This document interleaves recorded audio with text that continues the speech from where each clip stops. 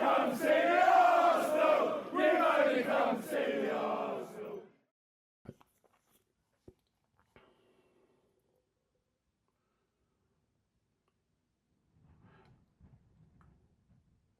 Did we actually ever believe we were going to win all four?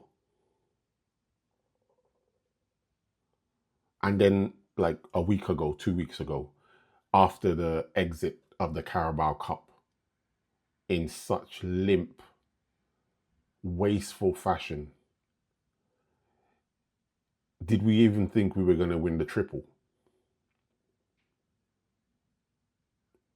No, I don't think so. And now, what have we got left? We have got the most difficult of the four left. Now, granted, we're in a good position in the Premier League. So a lot of the hard work has been done. But I'm going to come back to the Premier League because that's not in the bag. That's not in the bag. We know that's not in the bag. And then the last trophy that we have other than the Premier League is the Champions League. We're never, I'm putting it out there now, we are never winning the Champions League.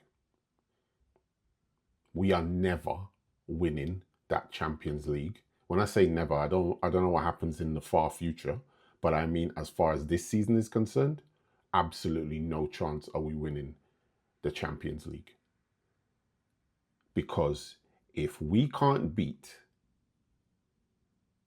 a lame duck Manchester City in the Carabao Cup final, and worse yet, with all the fire in our belly that loss was supposed to give us, all the fuel that was supposed to be for all the remaining games of the season, if we can't beat a championship Southampton with the most novice of managers, if we can't beat that opposition, no way are we going to be able to face any of those elite clubs that make it to the latter stages of the Champions League. So any Arsenal fans who are entertaining a double, any Arsenal fans that have dreams that competition that's been elusive to our club in all its history, that this is the season that we're going to do it, I'm telling you, forget it. If we can't get over the line with the oppositions that we've had in these cups that we've now exited, there is no way we're beating a Barcelona or a Bayern Munich or a Real Madrid or any of those elite clubs that are going to be in the latter stages of the Champions League. So just forget that. Forget that. Forget that completely. I watched that game yesterday. I needed to, after watching that, I needed to watch something calmer and a bit more restful. Something like, Black Hawk Down or something like that. Something that was just a little bit less traumatic.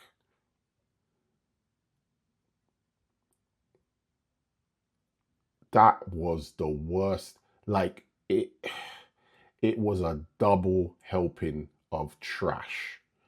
A trash Big Mac. Because not only was the result terrible, but we've been watching this ugly football all season. And it's the realization as you continue to watch the sideways football, the lack of ingenuity, the lack of creativity, a team and a manager and an organization bereft of ideas. As you watch that, the realization begins to creep in. In a previous video, I called Mikel Arteta a spork, that thing that you have at the picnic, which is a spoon and a fork, meaning that he's very limited in what he brings. He's very limited into strategies and stuff. I don't even think he's a spork. I think he's just a spoon. And if a championship manager who they've only had a few months can come in and realize, oh, well, he's only got a spoon, I'm going to do A, B, and C, and he doesn't react to those things, then you haven't got a plan B. You've got a plan A, and when that A is working, we're deep in the season. So opposition teams have enough information, they have enough data to analyze us and understand what we're going to do, how we build our attack, how we transition the ball. They have enough data. And if you don't have any creativity and you don't change anything up, and your players are incapable of executing if you are giving them instructions based on the opposition that you're playing, if they're incapable of executing that on the pitch, that's it. You get found out. And we got fully found out yesterday. Same way we got found out in the Carabao Cup final. Absolute nonsense.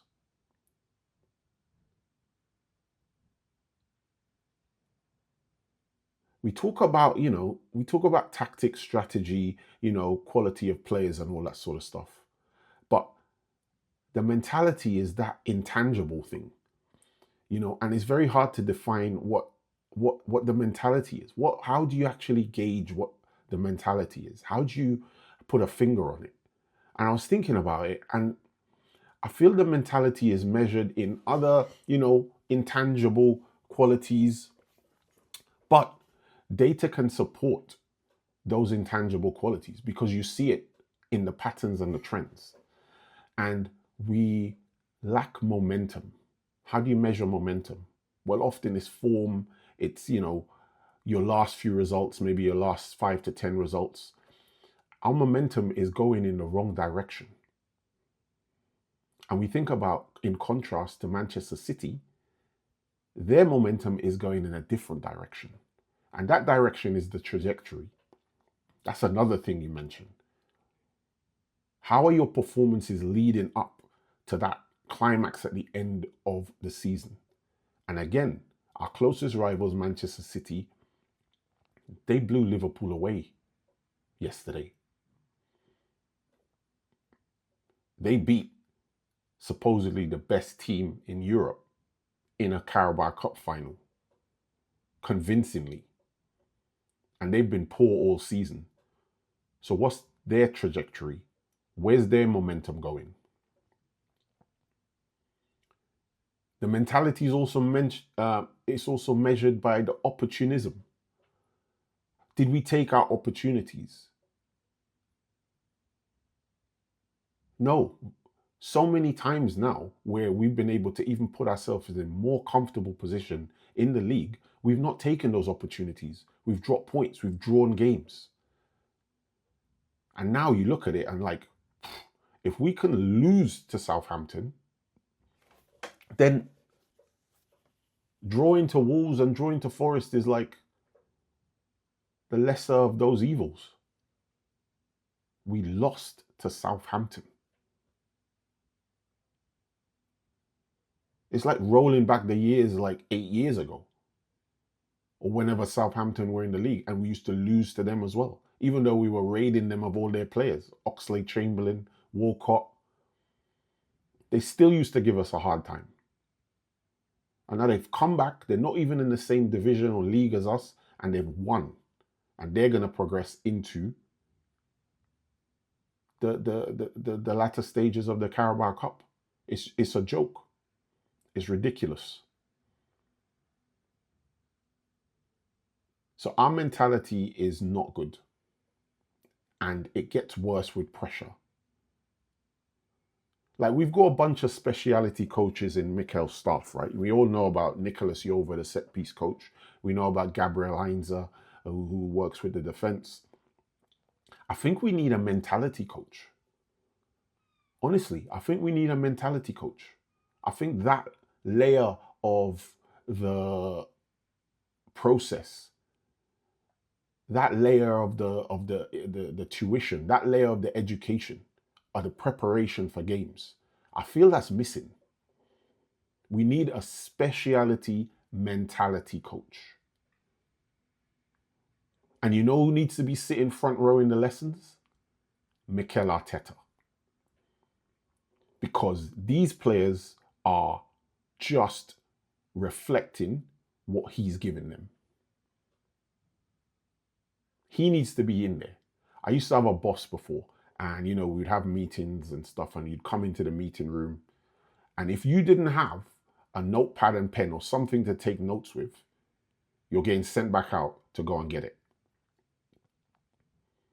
Mikel Arteta needs a mentality coach just like the rest of the team, and he needs to come in with his notepad and pen because he needs to take notes. For all the things that he learned from Pep, that's the bit. Maybe Pep would held that part, the key ingredient into becoming a good coach, how to have that winning mentality. Or maybe that can't be taught. But we don't have it. We don't have it. And we don't have it, and it's even worse when there's pressure piled on. And I talked about opportunism. The game yesterday, right, it was, against Southampton. And you think, we walked that. And in the stats, in the campaign for winning a trophy, that game was just a stepping stone to getting to the FA Cup final. It was a stepping stone. And we're supposed to walk that game. The same way Chelsea walked Port Vale 7-0. We're supposed to walk that game. But it was also an opportunity to fortify the mentality of this team to go into the latter stages where it's going to be really pressurized and where every game is going to matter. And you need to have that mental strength going into this phase of the season. That's the opportunity. That's the kind of thing I want your mentality coach to be highlighting and making sure that everyone, as they get on the pitch for that game, knows that this isn't just a game.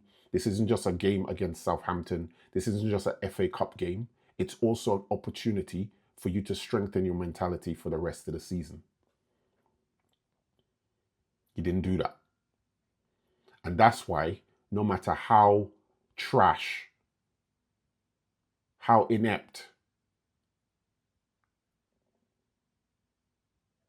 how weak the players on the pitch were, I'm always going to go back to Mikel Arteta because it's his job to get the best out of these players. Now, there's been a lot of other talk, a lot of other channels have covered the defense was terrible. All of them. I know some people are picking out Gabriel, he was okay. All of them were rubbish. Mosquera, Ben White, Miles Lewis-Skelly, rubbish. Gabriel, terrible. The lot of them. Is that because you continue to persist with Kepa as your keeper? Why do I go back to Arteta? He picked the team. He put Kepa back in the team. Why is this guy even getting any game time? You can frame it as protecting him. Whatever it is, he's not good enough. Stop playing him. Hopefully, there's no more opportunities for him to play for the rest of the season because we're not in any more cups. And he better not see a minute in the Champions League or the Premier League because, mate, Arteta's on thin ice. I don't know if he realizes it. He is skating on the thinnest of ice. It's not even going to make your glass of water cold. It's so thin. So let him keep messing about. Let him keep, loyalty to the players. It's only fair. Let him keep prioritizing that nonsense over winning something. Slightly in his defense, even if he put out that terrible team yesterday and didn't bring any of the big players to sit on the bench just in case, he was right to expect that team to be good enough to beat Southampton, but they weren't. And you could see that in the first 45 minutes of that game. And I come back to Arteta again. What are you doing at half time?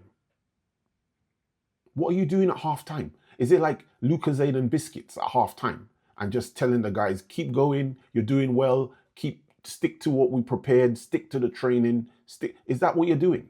Because if that's what you're doing, doesn't make any sense. You've come back out after 45 minutes of tactics, formation, and personnel that has not worked on a team. You should be 2-0 up now. You're not seeing any chances being created.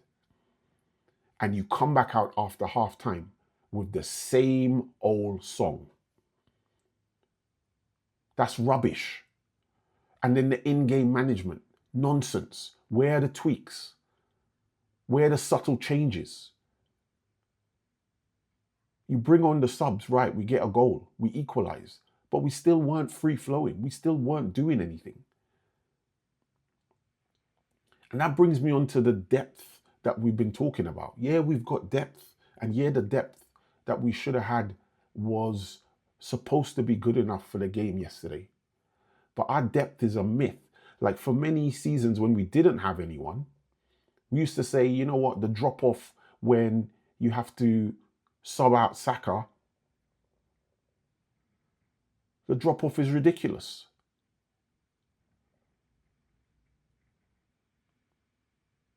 Well, yesterday the drop-off was ridiculous again. These players are not good enough. You can't trust them to play a FA Cup game against championship opposition. They're not good enough.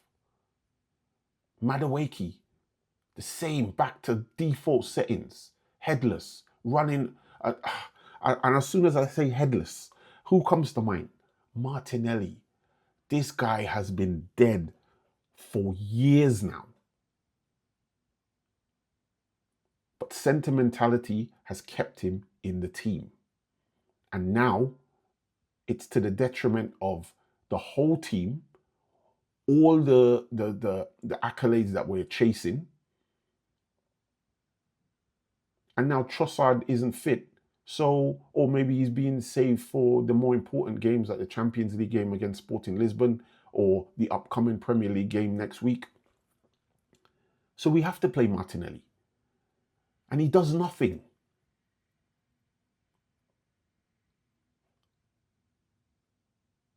And I'm not going to go through the whole team, like all across the team, except perhaps for Max Dowman.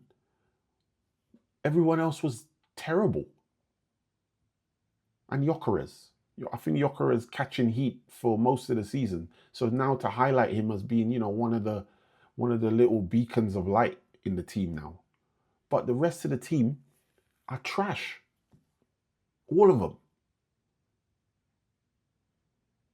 And that's on the manager. Because the manager's the one who's supposed to get a tune out of these players. And he's not achieving it.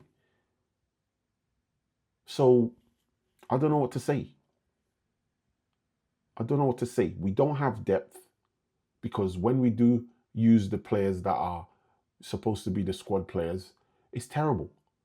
And we don't have variation in the tactics.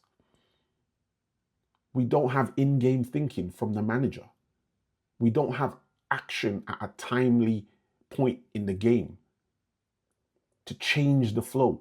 You're looking at us constantly. There's no counter-attack. We've gone back to not countering teams when they haven't regained their shape. So every time we're trying to break down 10, 11 men compact in the box. Why are you making it harder for the attack by continuing to have slow build-up and no counter-attack? The spoon. Not even a spork, the spoon. Slow build-up, U-shape, horseshoe around 10 men, trying to find ways down the side. Odegaard couldn't create a painting with crayons, I swear. That doesn't even make sense. That doesn't even make sense. A painting with crayons. Odegaard creates nothing. At the best of times. Dowman was the one who was setting the example in the team. But on his best day, Odegaard is not that guy. And now you're giving him tougher conditions by always having him trying to break down 2 banks of 5. He can't do it.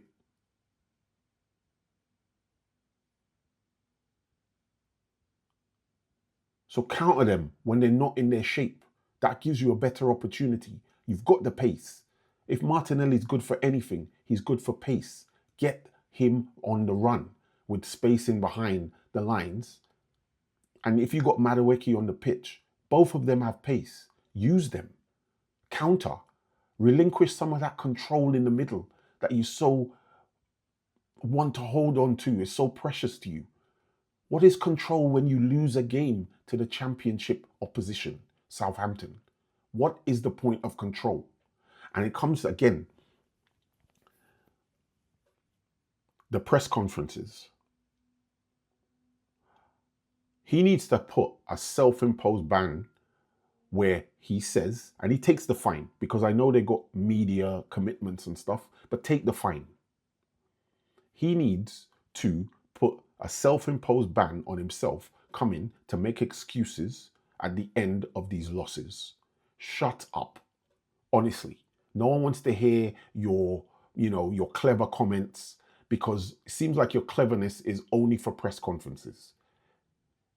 When it comes to doing tactics and in-game management and doing it on the pitch, you're not so clever. We always come in with these things. No one wants to hear about how dominant we were in periods and patches of the game. Did you win? If you didn't win, you're not dominant. So stop with the nonsense.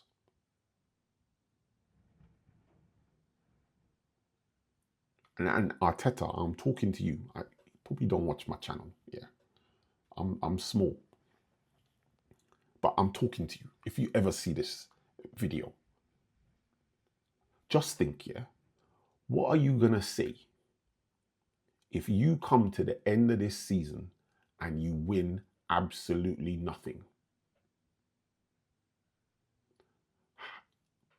I want to know how creative your post-match press conference is going to be at the end of the season if we win nothing. Think about that. So when you're coming with smart, all the effort you're doing into coming up with smart replies to journalists and, being coy about which keeper you're going to field for this game and all that, at the end when you lose, it doesn't look so smart. You just look like you're all about the talk. So save the creativity from the press conferences and writing your little speeches and use it in the game where it's going to be effective and it's going to be more important. Or save it for that epic speech you're going to have to make at the end of the season if we end with nothing. I'm done. Guys, like, share, and subscribe, and I'll catch you on the next one. We'll probably lose that as well. See you later.